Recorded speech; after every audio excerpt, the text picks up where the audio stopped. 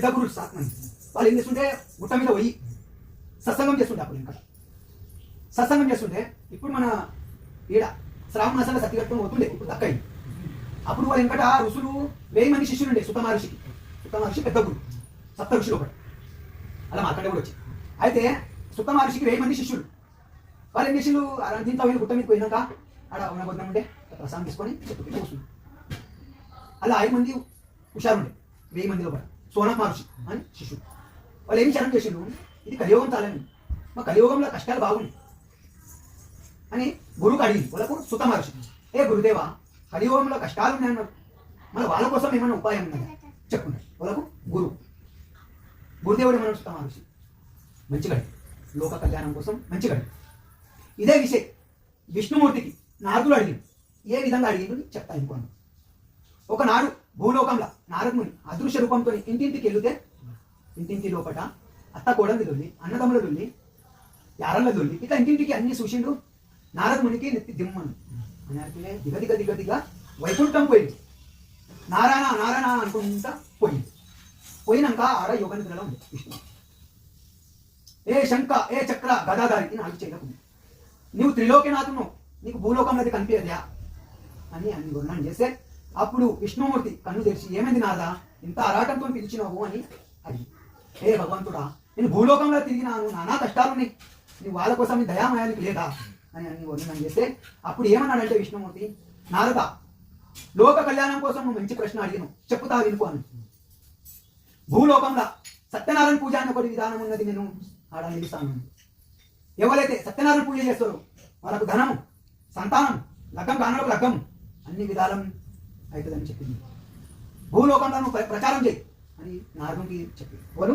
విష్ణుమూర్తి అదేవిధంగా విష్ణుమూర్తి భూలోకంలో వచ్చి అందరికీ ఉపదేశం ఇచ్చిండు వేరే రూపంతో మీరు సత్యనారాయణ పూజ చేసుకోండి మీకు అన్ని బాధాలు దొరుకుతాయి ఇల్లు లేని ఇల్లు కలుగుతుందని అందరికి ప్రచారం చేసింది అప్పుడు ఆ విధంగా లోకమంతా సత్యనారాయణ పూజతో మంది చేసుకొని భగవంతుని తలుచుకున్నారు వాళ్ళ బాధలు తీసుకున్నారు అని ఈ విధంగా చెప్పింది అక్కడ సుత మహర్షి శిష్యులకు చెప్తుండు చూడు ఈ విధంగా నారదునికి ఉపదేశం చేసిన విష్ణుమూర్తి ఇదే మీకు చెప్తున్నాను ఈ కలియోగంలో సత్యనారాయణ పూజ వాళ్ళు చేసుకుంటారు వాళ్ళకి ఏ బాధలు ఉండేవి ఏ కష్టాలు రావు అన్ని విధాలుగా సంతోషం అవుతుందని చెప్పింది అన్ని బాధల నుంచి ముక్తి అవుతారని చెప్పింది ఈ విధంగా చెప్పింది వాళ్ళు సుత మహర్షి శిష్యులు ఇది మొదటి అధ్యాయం సత్యనారాయణ భగవానికి మహాగణాధిపతి దేవతాయ నమః రిద్ధి బుద్ధి సిద్ధి దేవతాయ నమః నమస్కారం సమర్పయామి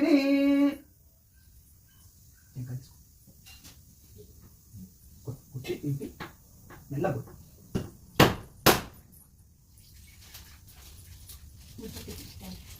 అది స్టాండ్ అది ఇది మీదే సత్యనారాయణ భగవానికి జయ విష్ణుమూర్తి దేవ నమస్కారం సమర్పయామి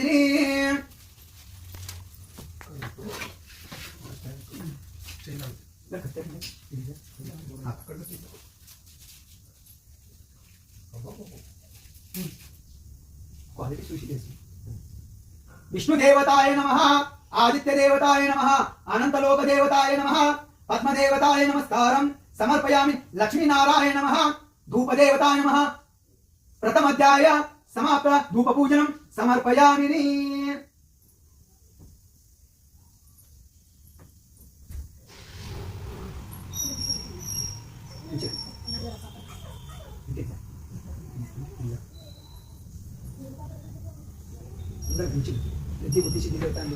అనుకుంటా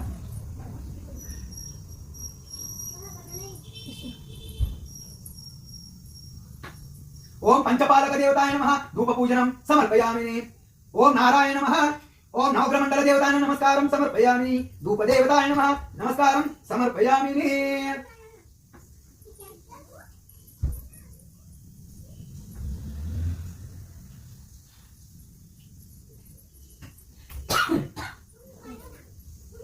అమ్మ తోడు దీని తాయి బరబర్ గురుదేవా సోనక్ మహర్షి ఏమన్నా బరబర్ గురుదేవా ఇది చెప్పిన ఎవరు చేసిరు కదా చెప్పాలి వాళ్ళకు సుత మహర్షి శిష్యులు అడిగి మంచిగా అడిగినాడు సుత మహర్షి ఏమన్నాడు ఒక కాశీ నగరంలో పట ఒక అత్యంత దారిద్ర బ్రాహ్మణుడు ఉండే రోజు భిక్ష పడుకొని బతుకుతుండే తాను వైతాగిచ్చిండు ఈ పరిస్థితి ఏమిటండి ఇట్లా పరిస్థితి కొన్ని దినాలైంది అప్పుడు విష్ణుమూర్తికి దయ కలిగింది ఇతను బ్రాహ్మణుడిని భిక్ష పడుకొని బతుకుతుందని ఇతను మార్గదర్శనం చేయాలని భూలోకంలో కాశీనగరంలో దిగి వేరే రూపం వేసుకొని బ్రాహ్మణ రూపమే వేరే రూపం వేసుకొని ఆ బ్రాహ్మణు వెనుక వచ్చింది.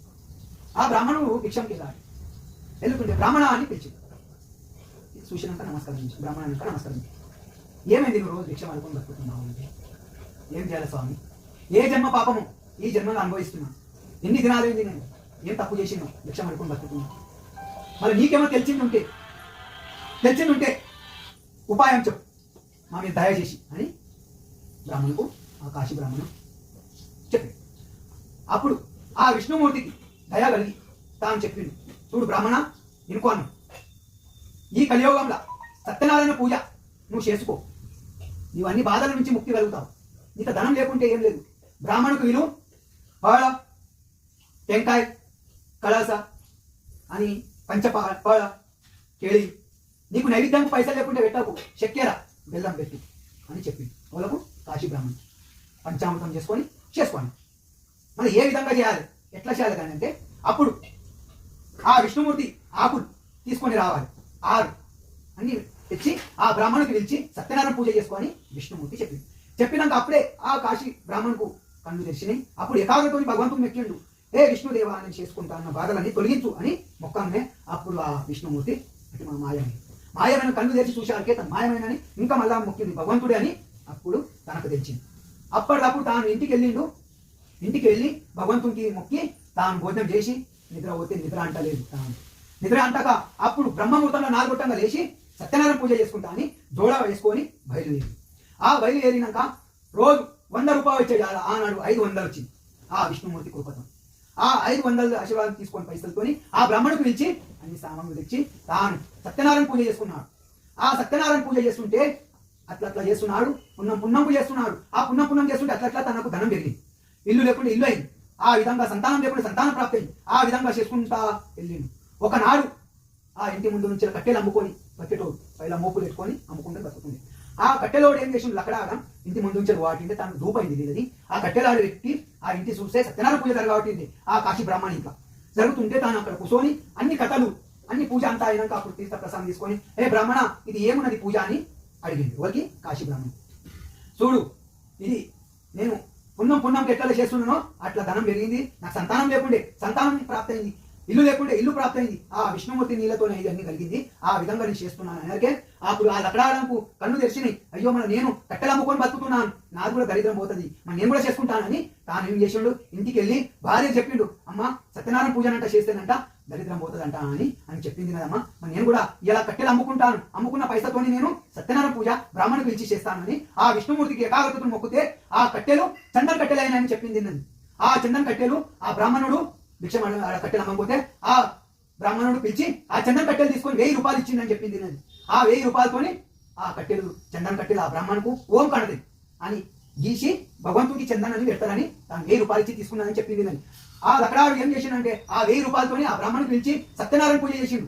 తాను ఎట్లల్లా కార్తీక మాస్ చేసిండో దివాళీ చేస్తా ఉన్నాడు, ఆ విధంగా చేస్తా ఉన్నాడు. అట్లా ధనం పెరుగుకుంటా పోయింది, తన దారిద్రం పోయింది, అన్ని విధాల సుఖం సంతోషం ఇంత ప్రాప్తి అయింది. ఆ విధంగా విష్ణుమూర్తి ఆశీర్వాదంతో తనకు సంతానం ప్రాప్తి అయింది, అన్ని విధాలు మంచి జరిగింది, చివరకు వైకుంఠం ప్రాప్తి అయిందని చెప్పింది. ఇక్కడ కాశీ బ్రాహ్మణుడు పుణ్యం చేసుకుంటూ పోతుంటే అసలు ధనం పెరుగుకుంటూ పోయి చివరకు వైకుంఠం ప్రాప్తి అయింది, తనకు కూడా మరణించింది. ఈ విధంగా విష్ణుమూర్తి ఆశీర్వాదంతో జరిగింది. సత్యనారాయణ భగవానికి జై, త్రిలోక్యనాథ భగవానికి జై, సిద్ధి బుద్ధి సిద్ధి దేవతాయే నమో నమః. ఈ విద్యాధ్యాయ సమాప్తం.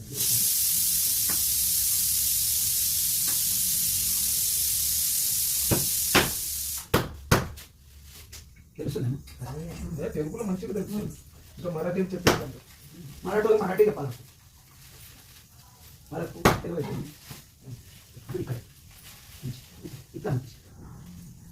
సిద్ధి బుద్ధి సిద్ధి దేవతాయ నమః, పుష్పం పూజయామి.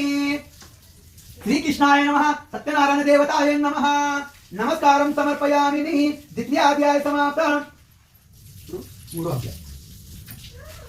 బరాబర్ గురుదేవా, కాశీనగరంలో చేసింది బరాబర్, ఇంకెవరు చేసింది చెప్పు మాకు అని వేడుకున్నాడు. ఎవరకు? సుత మహర్షి. ఆ శిష్యులు సోనక్ మహర్షి మంచిగా అడిగిన స్వామి చెప్తా ఇంకో అన్నాడు.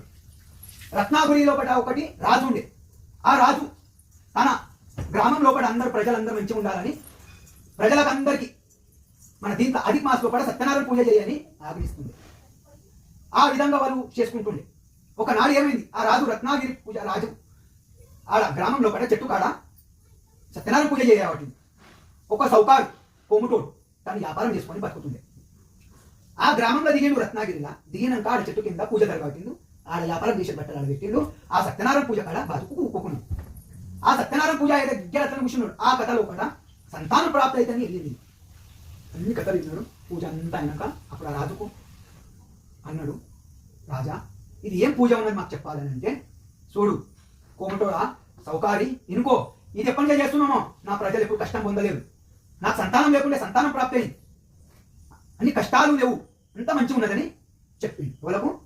ఆ సౌకారు కోమటం.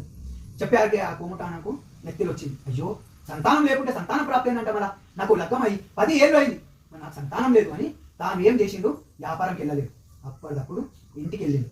ఇంటికి పోయినాక లీలావతి తన భార్య, అమ్మా లీలావతి ఇక్కడ రా, ఇలా నేను సత్యనారాయణ పూజనంట చూసిన, అది చేశానంట, మన సంతానం ప్రాప్తి అవుతుందంట, మన 10 ఏళ్ళ లగ్గమై సంతానం లేదు, నాకు భగవంతుడు మొగ్దామని మనకి ఇంట్లో అవుతుంది. అట్లా ఇంటికి పోయి ఇద్దరు మొగలు ఏకాగ్రతతోని ఆ భగవంతుడు విష్ణుమూర్తికి మొక్కిండు. ఏ విష్ణుదేవా మా మీద కృప కటాక్షం ఉంచి మాకు సంతానం కలిగితే నీకు సత్యనారాయణ పూజ పెట్టుకుంటామా అని మొక్కింది. ఆ భగవంతుడు విష్ణుమూర్తి ఏకాగ్రతతో మొక్కాకే తనకు ఆశీర్వాదం ఇచ్చింది. వరకు ఆ కోముట అతనుకు అని లీలావతి భార్య భర్తకు ఆశీర్వాదం ఇచ్చిండు. ఇచ్చారికే కొన్ని దినాలకు తాను గర్భవతి అయింది. తాను గర్భవతి అయినాక కొన్ని దినాలకు కన్యా లక్ష్మి రూపంగా లక్ష్మి రూపంగా అయిందని ఆ పిల్ల పేరు కళావతి పెట్టిండు.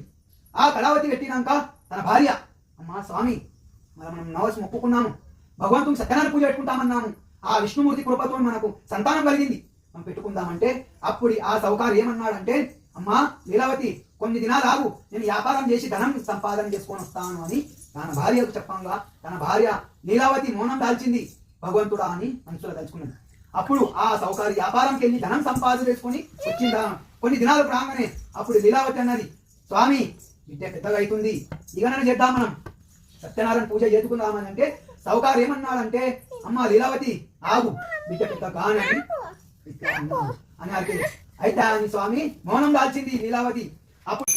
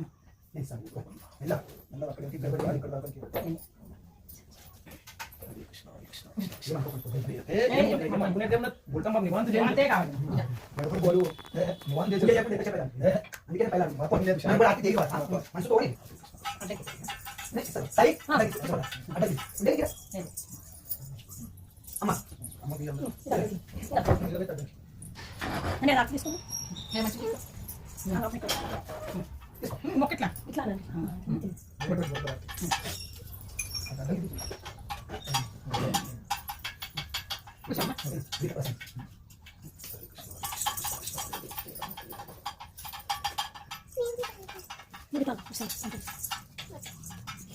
ఓం